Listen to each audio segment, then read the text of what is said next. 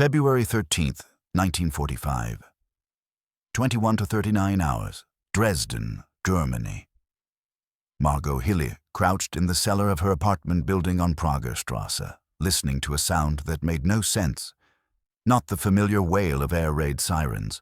Those had fallen silent minutes ago after what seemed like a false alarm. This was something else. A deep, rhythmic thunder growing louder with each second, shaking dust from the cellar ceiling and rattling the glass jars of preserved vegetables her mother had lined against the wall. "This is impossible," her father whispered, pressing his ear against the cellar door as if proximity might help him understand. "Dresden has no military value. We have refugees, hospitals, culture. They would not bomb Dresden." Above them, the first Pathfinder flares were igniting over the city center, turning night into artificial day. 800 meters overhead, 244 Lancaster bombers from RAF Bomber Command were opening their bomb bay doors. In 3 hours, a second wave of 529 bombers would follow. Then at noon the next day, 301 American B-17s would complete what British and American planners called Operation Thunderclap. The mathematics of destruction were already descending through the cold February air. 3,900 tons of high explosive and incendiary bombs. Enough concentrated firepower to generate a firestorm that would consume 15 square miles of one of Europe's most beautiful cities. Enough thermal energy to create winds approaching 100 miles per hour and temperatures exceeding 1,500 degrees Fahrenheit. Dresden had been called the Florence of the Elbe, a city of Baroque architecture and cultural treasures that had survived 1,000 years of European warfare. Its citizens believed their city's lack of military significance and its reputation as a cultural center would protect them from the strategic bombing campaign that had devastated Hamburg, Cologne, and Berlin. In approximately 11 minutes, that assumption would be tested by the first stick of bombs falling through the roof of the Circus Saracani, where refugee families from Silesia had been sleeping in the arena. The systematic destruction of Dresden's civilian population had begun not with bombs, but with a strategic calculation made in London 3 weeks earlier.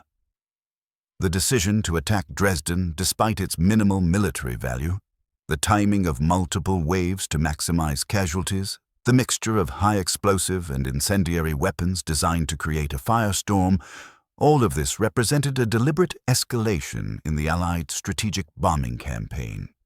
What Dresden's citizens believed about their city's safety was about to collide with what Allied planners believed about breaking German morale through terror bombing.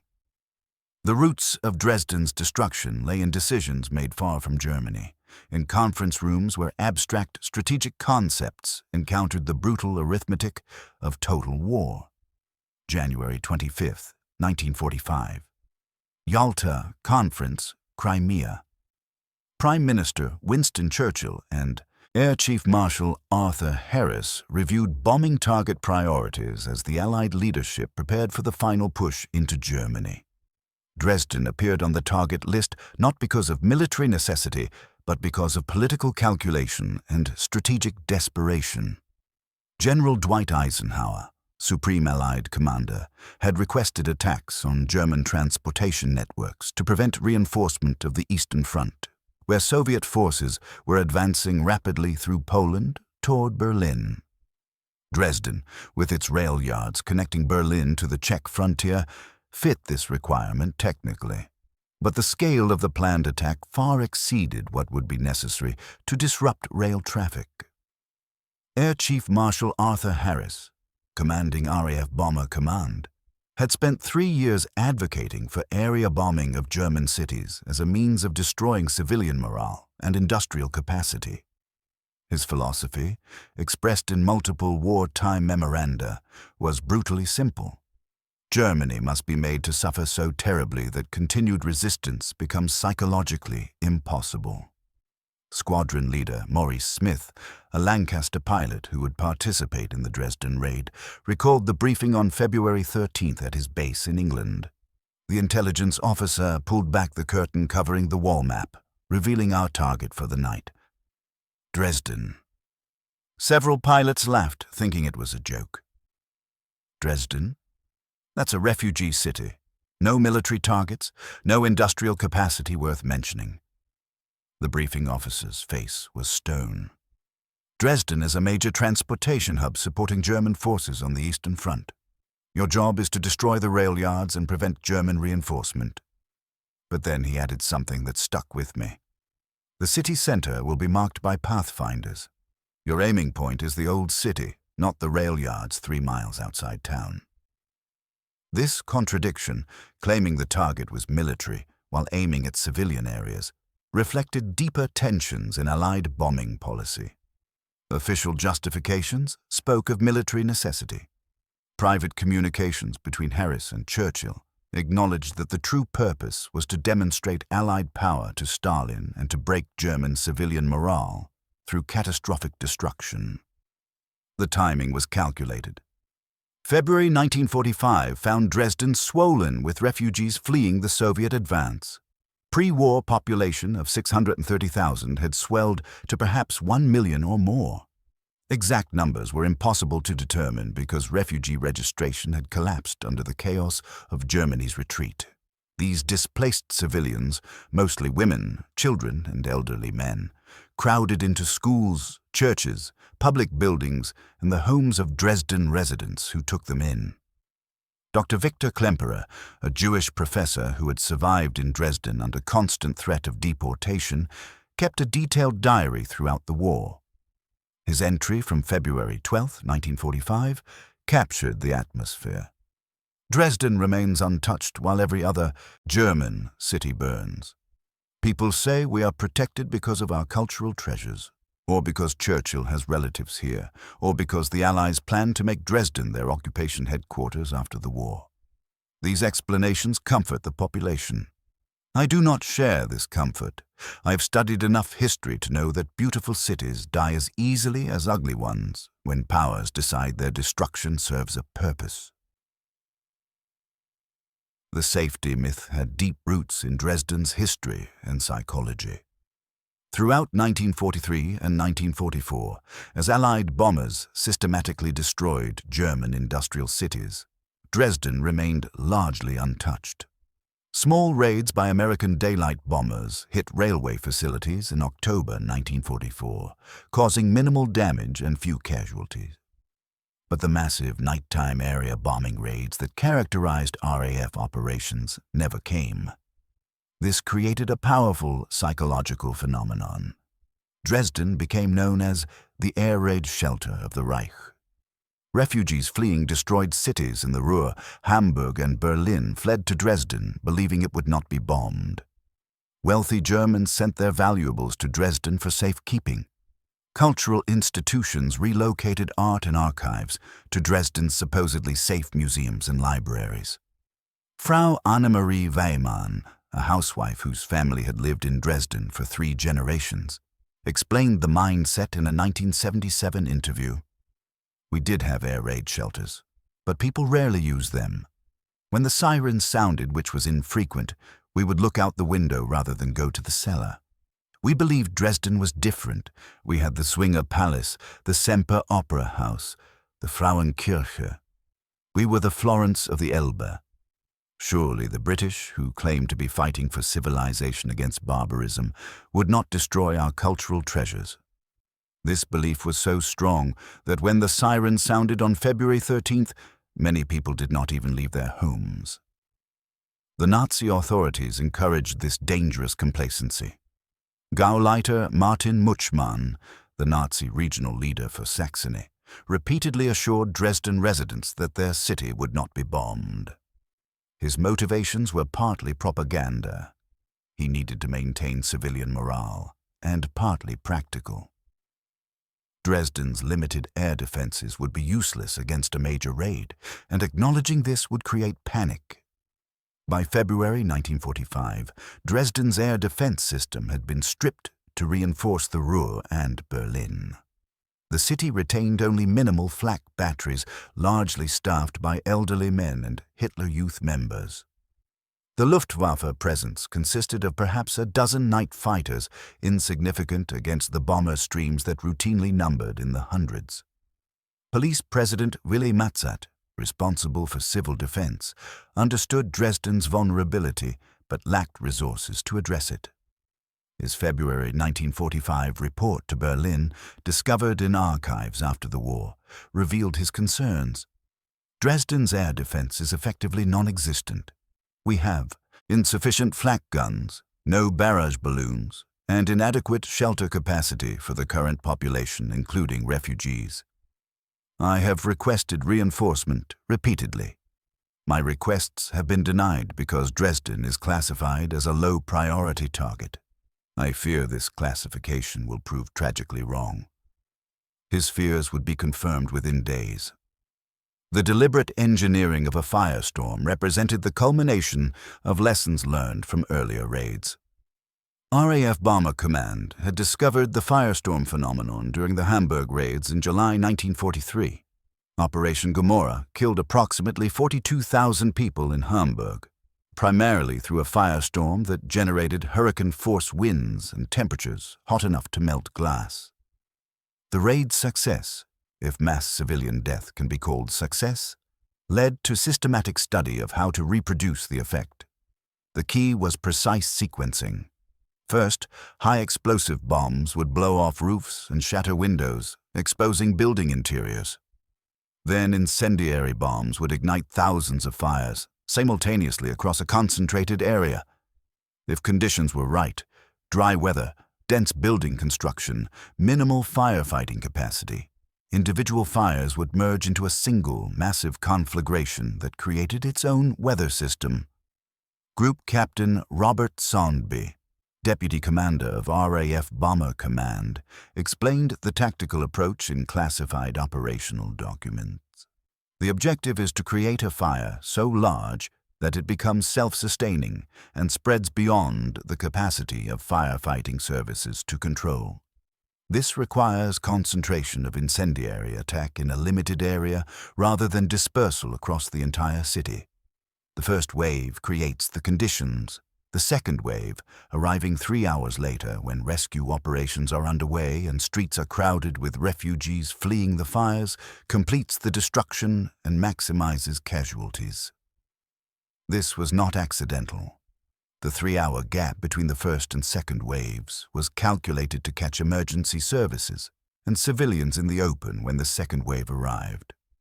British planners understood that the first raid would drive people into the streets and draw firefighters, medical personnel, and rescue workers into the impact zone.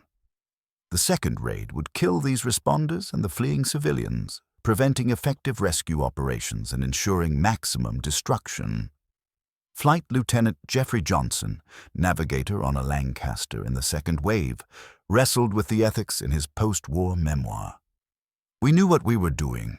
We had been briefed on the timing, arrived 3 hours after the first wave, when the city would be burning and people would be in the streets trying to escape or fight the fires.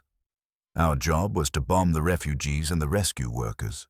We told ourselves we were attacking a military target, but we knew better. You cannot accidentally drop 1,800 tons of bombs on a city center and claim you were aiming at rail yards, 3 miles away.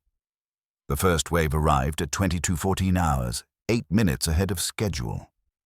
Master Bomber Maurice Smith circled over Dresden at 7,000 feet, coordinating the attack by radio. Below him, Pathfinder crews dropped marker flares with devastating precision. The flares, burning at 2,000 degrees Celsius, marked the aiming point, the medieval Altstadt, Dresden's historic city center. 244 Lancaster bombers, each carrying approximately 7 tons of bombs, began their attack runs. The bombing pattern was tight, concentrated on an area approximately 2 miles in diameter. The first bomb struck at 22:14 hours precisely. The last bombs fell at 22:24:45 hours. In approximately 11 minutes, the first wave dropped 900 tons of bombs, 2/3 incendiary, 1/3 high explosive.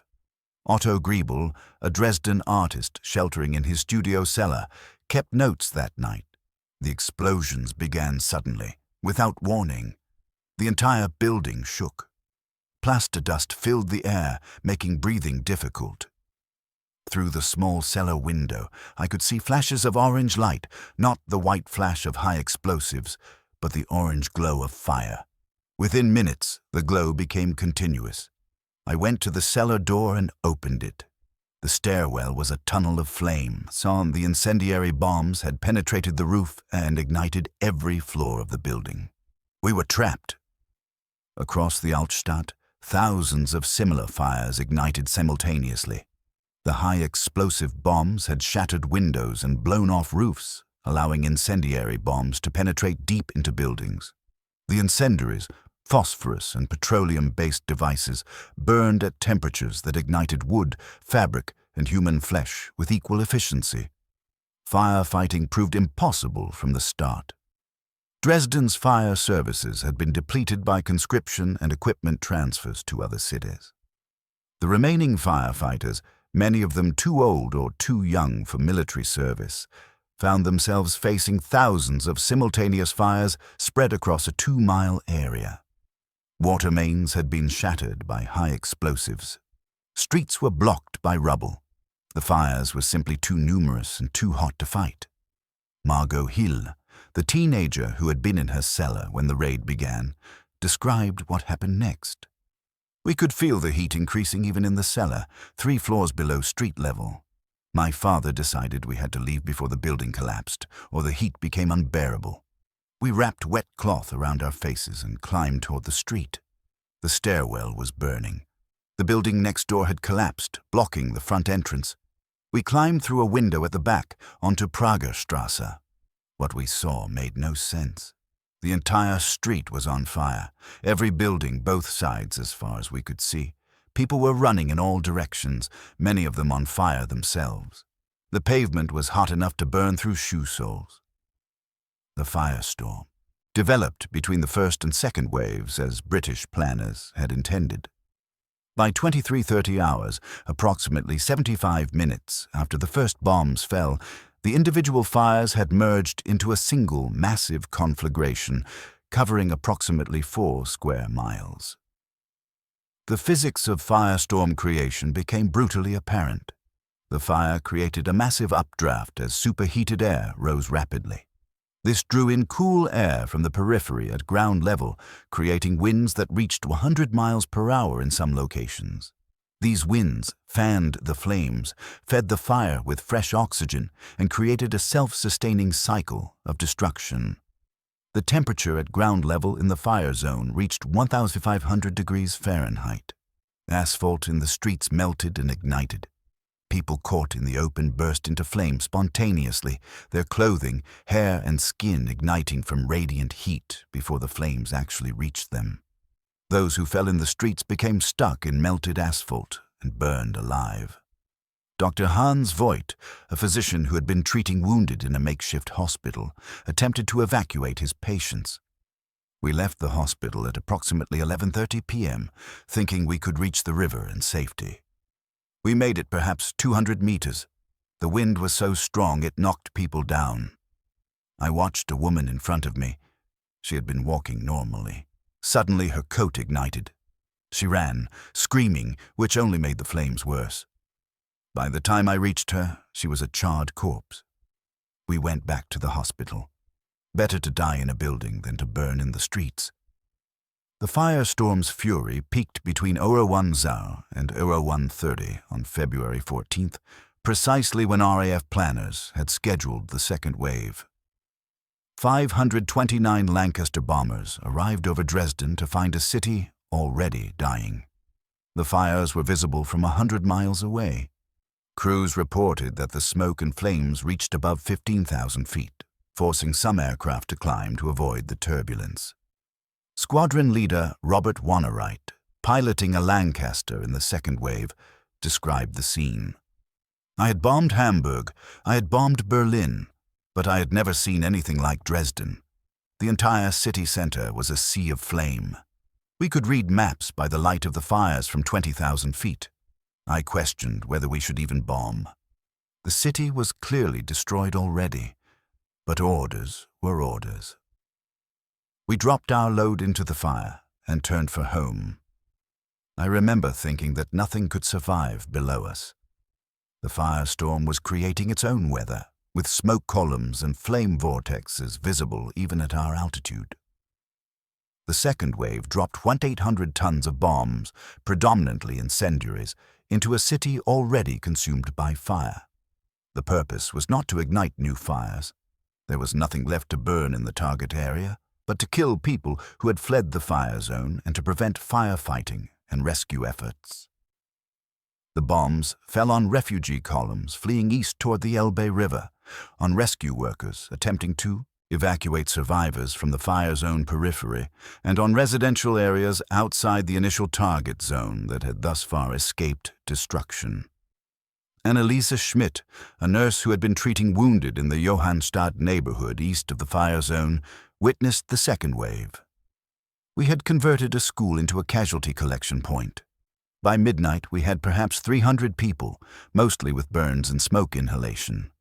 We thought the raid was over. Then we heard the sirens again. The second wave came exactly when we had people outside evacuating the most severely wounded. The bombs hit our school directly. I was thrown across the room. When I regained consciousness, the building was collapsing around me. Of the 300 people in that school, perhaps 20 survived. The third wave arrived at noon on February 14th. American B-17s continuing what the British had begun. The official justification for the American attack was to destroy Dresden's rail yards and prevent German troop movements. Flight crews briefed for the mission were told they would be attacking a legitimate military target, supporting German forces fighting the Red Army. The reality was different. The rail yards on Dresden's outskirts had suffered minimal damage from the British night raids, which had focused on the city center. The American daylight raid, with its superior accuracy, could have destroyed the rail infrastructure with precision bombing. Instead, the aiming points included the city center, where the firestorm still burned. Captain John Morris, pilot of a B-17 in the 359th Bombardment Group, struggled with what he witnessed. We approached Dresden from the south at 20,000 feet.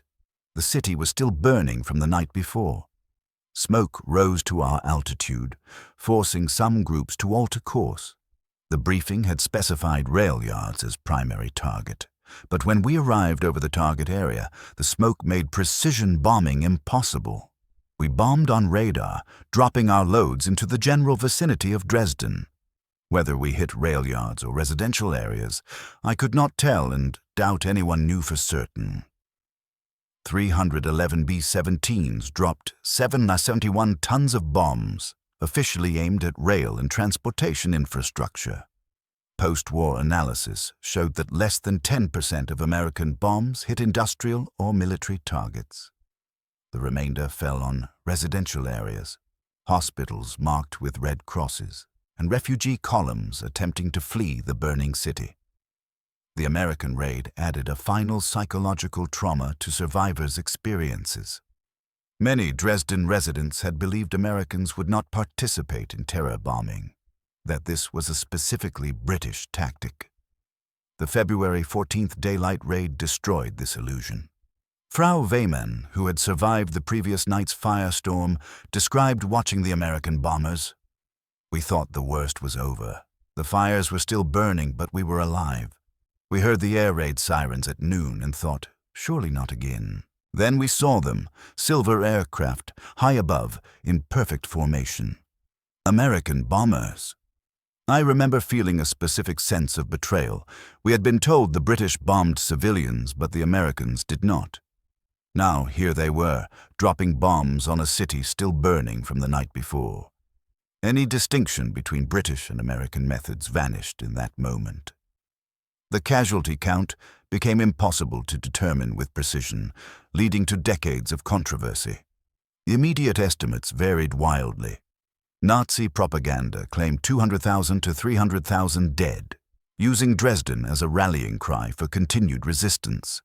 Soviet sources, initially reporting honestly, then reduced estimates dramatically when Dresden became part of East Germany, and criticism of Allied bombing became politically inconvenient. British and American sources consistently minimized casualties, suggesting as few as 25,000 dead. Post-war historical research, synthesizing German municipal records, survivor accounts, and physical evidence, established a more reliable range, between 22,700 and 25,000 deaths, with the most probable figure around 25,000. This number, while smaller than Nazi propaganda claimed, represented catastrophic loss. Dresden's death toll exceeded the immediate deaths from the atomic bombing of Nagasaki, approximately 22,000. It represented approximately 4% of the city's swollen wartime population killed in 14 hours. The majority died in the firestorm. Medical examiner reports, preserved in Dresden archives, documented the ways people died. Carbon monoxide poisoning from smoke inhalation killed many who sheltered in cellars as fires consumed oxygen and generated toxic gases. These victims often appeared physically uninjured but died from internal asphyxiation. Thermal injuries ranging from severe burns to complete incineration killed those caught in the open or in buildings that became ovens as temperatures exceeded 1,000 degrees Fahrenheit.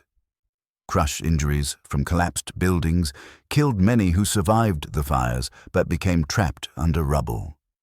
Storm deaths occurred when hurricane-force winds generated by the firestorm threw people against walls or pulled them into the flames.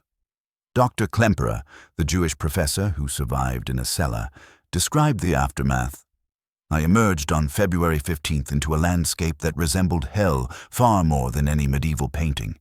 Corpses everywhere, many burned beyond recognition. Some had shrunk to the size of children. The extreme heat had contracted their bodies. Others were untouched by fire, but clearly dead from smoke or storm. The smell was indescribable.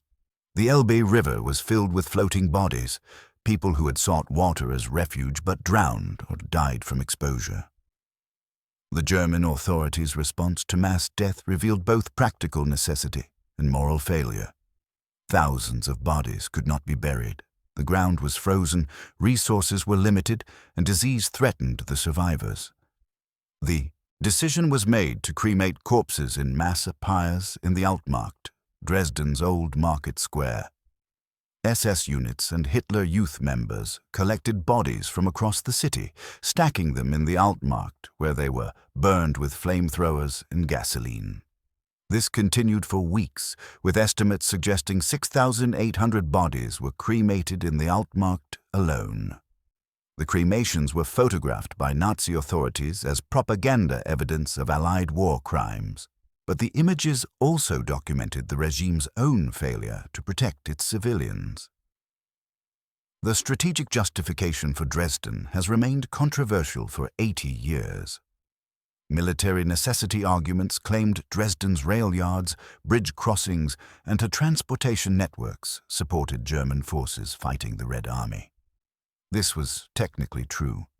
Dresden was a functioning transportation hub, but analysis of the attack plan reveals that military targets were secondary to civilian destruction. The aiming point for British night raids was Dresden's Altstadt, the medieval city centre containing no military targets whatsoever. The rail yards were 3 miles outside the bombing zone. The bridges over the Elbe, which were legitimate military targets, survived the raids largely intact. If military disruption had been the primary goal, precision attacks on specific infrastructure would have been more effective than area bombing of residential areas. Air Chief Marshal Arthur Harris defended the raid in his post-war memoir, Bomber Offensive. Dresden was a massive munitions works, an intact government center, and a key transportation point to the east. It was a completely legitimate target. The attack on Dresden was at the time considered a military necessity by much more important people than myself. This defense omitted key facts. Dresden's munitions works were small-scale facilities producing cigarettes and processed food, hardly crucial war industries.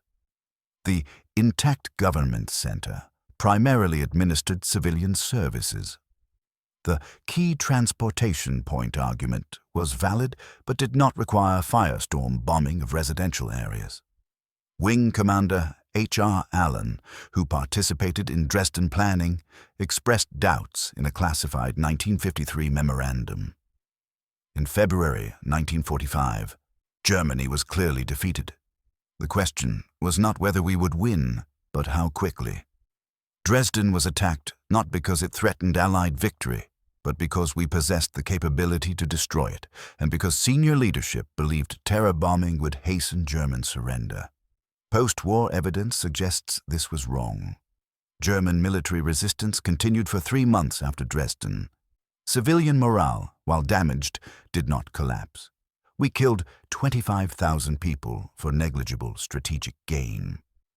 The Soviet perspective added complexity. Stalin had requested Allied bombing of German cities to disrupt reinforcement of the Eastern Front. Dresden, located directly in the path of Soviet advance, fit this requirement. Some historians argue the raid was partly a demonstration to Stalin of Allied power, a message about post-war intentions delivered through German civilians' deaths. The moral reckoning came slowly and remains incomplete. Winston Churchill, who had approved the raid, attempted to distance himself just weeks later. His March 28, 1945 memorandum to military chiefs questioned the bombing policy. It seems to me that the moment has come when the question of bombing of German cities simply for the sake of increasing the terror, though under other pretexts, should be reviewed. The destruction of Dresden remains a serious query against the conduct of Allied bombing. Churchill later withdrew this memorandum under pressure from Harris and other bombing advocates, but its existence revealed his growing discomfort with the policy he had approved.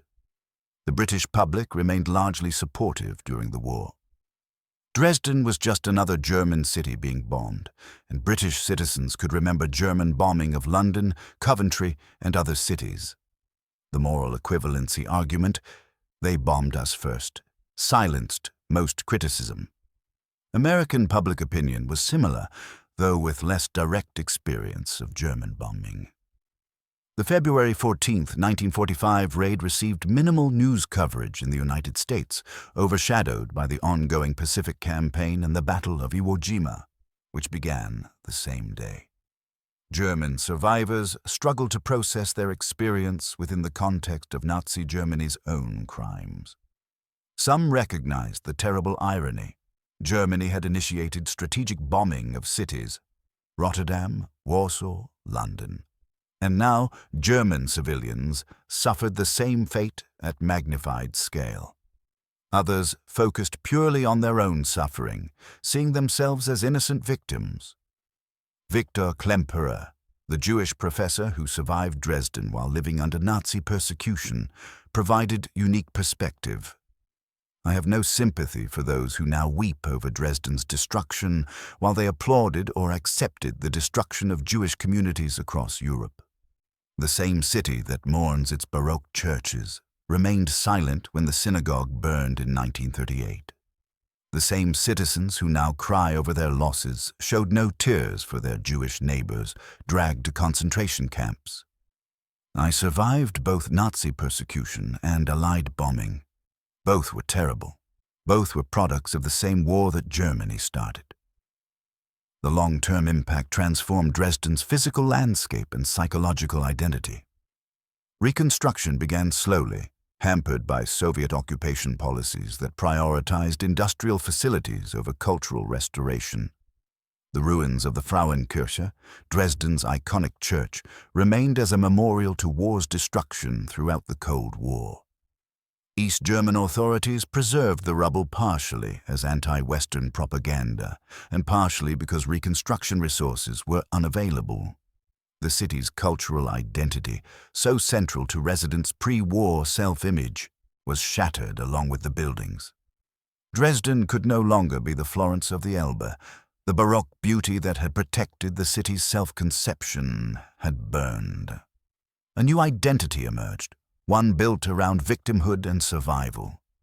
Margot Hiller, who survived the firestorm as a teenager, spent decades processing her experience. I never returned to Pragerstrasse after that night. My family moved to a different district where the building still stood. For years, I could not speak about what I had seen. When I finally did in the 1960s, people did not want to hear. In East Germany, we were told to blame the Western imperialists, but not to discuss details. In the West, they said we deserved it because of what Germany had done. Nobody wanted to acknowledge that people like me, civilians, children, innocent of military decisions, had suffered something terrible regardless of who was at fault for the war. The reunification of Germany in 1990 allowed new historical examination. The Frauenkirche was reconstructed between 1994 and 2005, using original plans and incorporating original stones from the rubble. The reconstruction process forced Germans to confront complex questions about memory, guilt, and reconciliation. Should Germany memorialize its civilian war dead when German military aggression caused the war? Could Dresden be remembered as victim without forgetting Germany's role as aggressor? How should bombing casualties be commemorated without being exploited by those who denied or minimized the Holocaust? Historian Frederick Taylor, in his comprehensive study Dresden, Tuesday, February 13, 1945, synthesized these tensions. The bombing of Dresden was a tragedy and a crime. It was also a consequence of decisions Germany made when it initiated total war. These truths coexist. Acknowledging German civilian suffering does not diminish the Holocaust. Recognizing Allied bombing as excessive does not equate British and American democracies with Nazi totalitarianism. History is complex enough to contain multiple truths simultaneously. The final accounting reveals how assumptions about safety and civilization collapsed under total war's logic. Dresden's citizens believed their cultural treasures would protect them.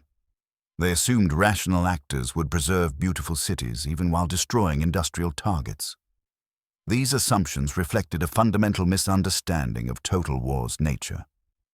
By February 1945, all sides had abandoned restraints on civilian targeting. Germany had bombed London, Rotterdam, Warsaw, and countless Soviet cities. Japan had bombed Chinese cities without discrimination. The Allies responded by systematically destroying German and Japanese cities through fire bombing and ultimately atomic weapons. The progression from limited to unlimited warfare happened gradually, each escalation justified by previous escalation, until the distinction between military and civilian targets had effectively vanished. Dresden fell victim to this progression, but it was neither the first nor the last city destroyed by strategic bombing. The 796 bombers that attacked Dresden represented the culmination of industrial warfare's logic. When nations mobilize their entire societies for war, every city becomes a military target because every city supports the war effort. When technology enables mass destruction, military necessity becomes indistinguishable from terror. When wars become total, civilians cease being protected and become legitimate targets. Air Marshal Arthur Harris understood this logic perfectly and never apologized for implementing it. His 1947 statement to a BBC interviewer captured his view. In Bomber Command, we destroyed German cities. We killed German civilians in large numbers. We did this because we believed it would help win the war, and it did help win the war. I do not regret these decisions. I regret that war exists and requires such methods.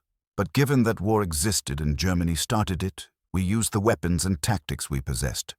Dresden was a legitimate target attacked with legitimate weapons using legitimate tactics.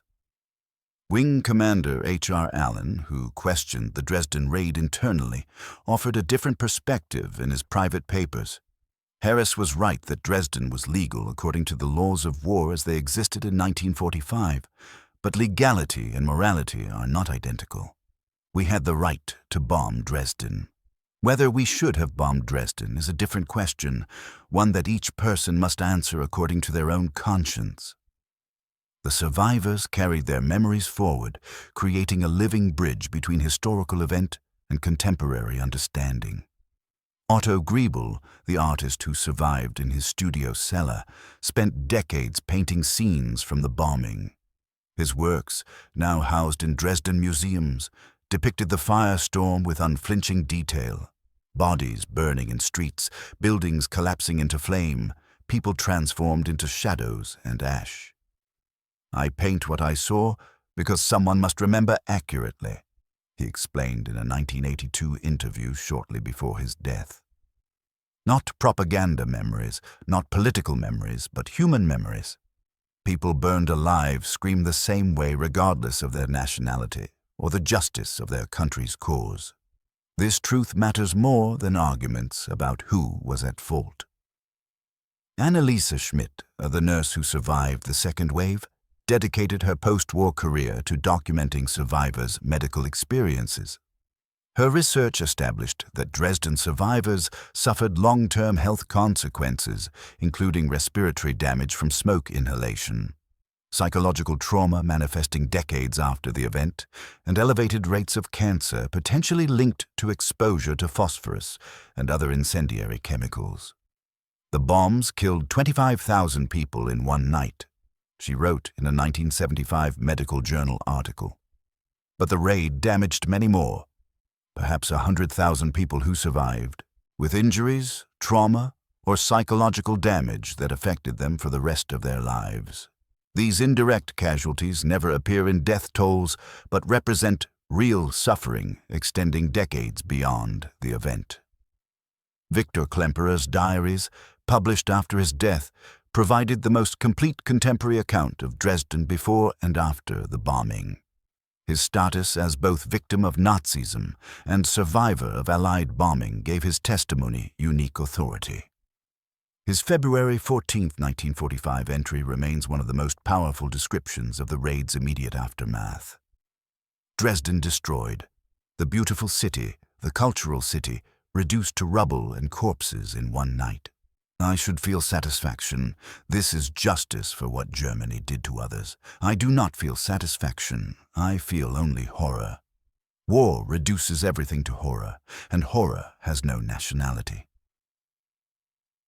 The statistical record provides cold mathematics for what was viscerally experienced as hell. 796 bombers participated across 3 waves over 14 hours, 3,900 tons of bombs, approximately 2,700 tons incendiary, 1,200 tons high explosive, 15 square miles of Dresden consumed by fire, approximately 78,000 buildings destroyed or damaged, 24,166 homes completely destroyed, rendering over 300,000 people homeless. Casualties: 22,700 to 25,000 killed, the most probable estimate based on comprehensive post-war research. 30,000 injured with varying severity. Unknown thousands suffering psychological trauma that persisted for decades. Material losses: the Zwinger Palace, partially destroyed, later reconstructed. Semper Opera House, destroyed, reconstructed 1977, 1985. Frauenkirche, destroyed, reconstructed 1994, 2005. Royal Palace, severely damaged, reconstruction ongoing. Katholische Hofkirche, damaged but salvageable. Countless lesser Baroque buildings, destroyed and never reconstructed. Cultural losses beyond calculation. Libraries burned with irreplaceable manuscripts. Museums destroyed with their collections. Archives documenting centuries of Saxon history, reduced to ash. The accumulated cultural heritage of 1,000 years lost in 14 hours. These numbers document destruction but cannot capture experience. Statistics cannot convey what it meant to watch your city burn, to see bodies stacked in the Altmarkt, to realize that everything you knew, buildings, neighbors, daily routines, assumptions about safety, had been annihilated in a single night. The enduring question remains: was Dresden necessary? Military historians remain divided. Some argue Dresden's destruction contributed marginally to German defeat by disrupting transportation and damaging morale. Others contend the raid had negligible military impact because Germany was already defeated and would surrender within 3 months, regardless of Dresden's fate. The timing supports the second interpretation. By February 1945, German armies were collapsing on all fronts. Soviet forces were 100 kilometers from Berlin. American and British forces had crossed the Rhine. German oil production had ceased. The Luftwaffe was effectively destroyed. No competent military analyst believed Germany could win or even achieve stalemate. Given this context, Dresden's destruction served psychological rather than military purposes. It demonstrated Allied power to Stalin. It punished German civilians for their government's crimes. It satisfied British and American public's desire for vengeance. It validated the vast investment in strategic bomber forces by ensuring those forces had targets to destroy. Whether these psychological and political purposes justified killing 25,000 civilians depends on moral frameworks that remain contested. Those who accept Total War's logic argue the raid was justified by its contribution, however marginal, to ending the war. Those who reject Total War's logic argue that killing civilians is never justified, regardless of strategic benefit. Winston Churchill's March 1945 memorandum captured the ambiguity. The destruction of Dresden remains a serious query against the conduct of Allied bombing. The word query is significant. Not a definitive condemnation, but an acknowledgement that the raid raised troubling questions about means and ends in modern warfare. Air Marshal Robert Sondby, who helped plan the raid, offered his own reckoning in 1961. Dresden was a great tragedy. I deeply regret that such raids had to be conducted. But Germany started the war, and Germany introduced the concept of strategic bombing of cities. We responded in kind, with greater industrial capacity. In that sense, Dresden was inevitable once Germany chose total war. If there is blame, it lies with those who made war inevitable, not those who prosecuted it with available means. This argument, that initial German aggression justified subsequent Allied actions, provides legal justification but does not fully satisfy moral questioning. The civilians who died in Dresden did not start the war, did not create Nazi policy, and had little ability to prevent German aggression. Their deaths served strategic purposes they neither supported nor controlled. The legacy extends beyond Dresden to fundamental questions about war's conduct. Strategic bombing of cities continued after Dresden. Tokyo, burned by American incendiaries in March 1945, suffered casualties exceeding 100,000. Hiroshima and Nagasaki experienced atomic destruction in August 1945. The pattern established in Dresden that civilian areas were legitimate targets when military necessity demanded became doctrine for subsequent conflicts. The laws of war evolved partly in response to World War II's excesses. The Geneva Conventions of 1949 attempted to strengthen protections for civilians, but enforcement remained problematic. Strategic bombing continued in Korea, Vietnam, and countless smaller conflicts. The technology changed. Precision weapons replaced area bombing, but the willingness to attack civilian areas when military purpose demanded persisted. Dresden's specific contribution to this history was demonstrating that even cultural treasures and beautiful cities enjoyed no protection when strategic logic dictated their destruction. The assumption that civilization would be preserved even during war, the assumption Dresden's citizens held, proved naive. Former RAF pilot Maurice Smith, reflecting on his role in the Dresden raid during a 1985 interview, expressed the moral complexity many participants felt. "I followed orders. I did my duty as I understood it. I believed we were fighting a just war against evil, but I have never been comfortable with what we did to Dresden. Bombing rail yards is one thing. Creating a firestorm that killed civilians by the thousands is another. The line between military necessity and atrocity is real, and I fear we crossed it at Dresden." I accept my share of responsibility for that. This acknowledgement that even participants in justified wars may commit unjustifiable acts represents perhaps the most honest reckoning possible. Dresden was neither a simple war crime nor a clear military necessity. It was a complex event where strategic logic, technological capability, and moral failure converged to produce catastrophe. The physical Dresden that existed before February 13, 1945 is gone forever. The reconstructed city, beautiful as it is, remains a replica rather than the original. The citizens who believed their cultural treasures would protect them learned, through fire and death, that beauty provides no defense against modern war's totality. Margot Hiller, the teenager who survived the first raid, returned to Dresden in 2005 for the reopening of the reconstructed Frauenkirche. She was 78 years old, her life spanning from Nazi Germany through Cold War division to reunified democracy. Her comments to a journalist captured both loss and resilience. The new Frauenkirche is beautiful, technically identical to the original, but it is not the same church I knew as a child. That church died in 1945, along with 25,000 people. This church is a memorial to what was lost and a statement that beauty can be rebuilt even after terrible destruction. Both meanings matter. We must remember what we lost and why we lost it, while also celebrating that we survived and rebuilt. This dual memory, acknowledging suffering while understanding context, represents the most balanced approach to Dresden's history. The bombing was tragic. The deaths were real. The loss was profound. But these truths coexist with other truths. Germany initiated the war. German bombing killed civilians first, and Allied leaders believed Dresden's destruction would hasten German surrender and save Allied lives. The firestorm that consumed Dresden in February 1945 illuminated terrible truths about modern warfare. When nations wage total war, civilian immunity disappears. When technology enables mass destruction, military necessity becomes indistinguishable from terror.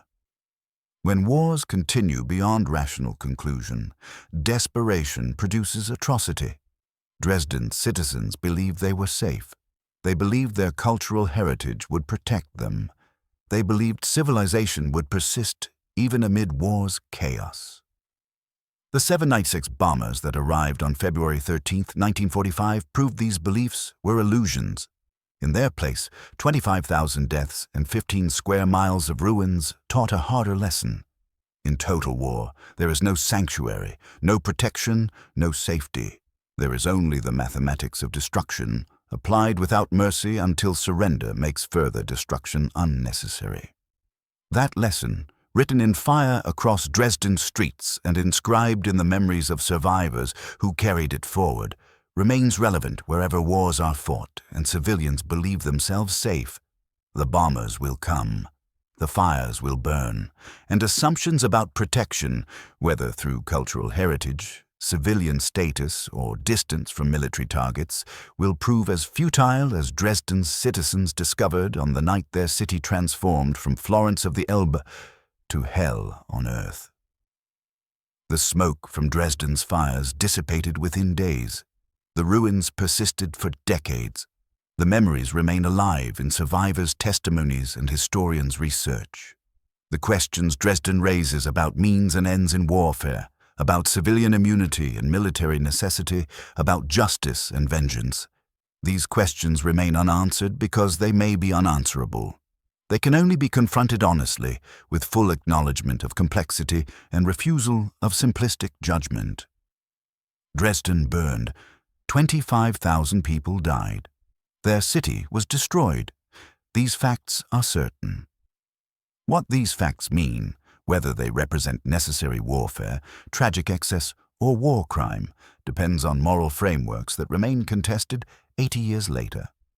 Perhaps that contestation itself is Dresden's ultimate legacy, the recognition that modern war produces situations where legal, strategic, and moral judgments diverge, leaving us with questions that have no fully satisfying answers, only increasingly sophisticated ways of asking them.